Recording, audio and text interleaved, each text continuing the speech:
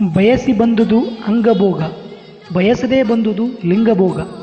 ಅಂಗಭೋಗ ಅನರ್ಪಿತ, ಲಿಂಗಭೋಗ ಪ್ರಸಾದ. ಬೇಕೆಂಬುದು ಕಾಯಗುಣ, ಬೇಡೆಂಬುದು ವೈರಾಗ್ಯ. ಬೇಕೆಂಬುದು ಅಲ್ಲ, ಬೇಡೆಂಬುದೂ ಅಲ್ಲ, ಈ ಉಭಯವನಿತೆಗಳೆದು ಭೋಗಿಸಬಲ್ಲಡೆ ಕೂಡಲ ಚನ್ನಸಂಗ ನಿಮ್ಮ ಶರಣನೆಂಬೆ. ನಮ್ಮ ಜೀವನದಲ್ಲಿ ಬಯಸಿ ಬಂದುದೆಲ್ಲವೂ ನಮ್ಮ ದೇಹದ ಸುಖಕ್ಕಾಗಿ. ನಾವು ಬಯಸದೇ ಬಂದುದು ಅದು ಲಿಂಗ. ಈ ಲಿಂಗವನ್ನು ನಾವು ನಮ್ಮ ಆಂತರಿಕ ಸುಖಕ್ಕಾಗಿ ಬಳಸಿ ಅನುಭವಿಸುವುದೇ ಲಿಂಗಭೋಗ. ಈ ನಮ್ಮ ದೇಹದ ಸುಖಕ್ಕಾಗಿ ಬಳಸುವುದಾವುದೂ ಅರ್ಪಿತವಾಗುವುದಿಲ್ಲ, ಅದು ಅನರ್ಪಿತ. ನಮ್ಮ ಆಂತರಿಕ ಸುಖಕ್ಕಾಗಿ ಬೆಳವಣಿಗೆಗಾಗಿ ಬಳಸಿ ಸುಖಿಸುವುದು ಅರ್ಪಿತವಾಗುತ್ತದೆ, ಅದು ಪ್ರಸಾದವಾಗುತ್ತದೆ. ಬೇಕು ಎನ್ನುವುದು ನಮ್ಮ ದೇಹದ ಗುಣ, ಬೇಡ ಎನ್ನುವುದು ವೈರಾಗ್ಯದ ಗುಣ. ಬೇಕ ಎನ್ನುವುದೂ ಅಲ್ಲ, ಬೇಡ ಎನ್ನುವುದೂ ಅಲ್ಲ.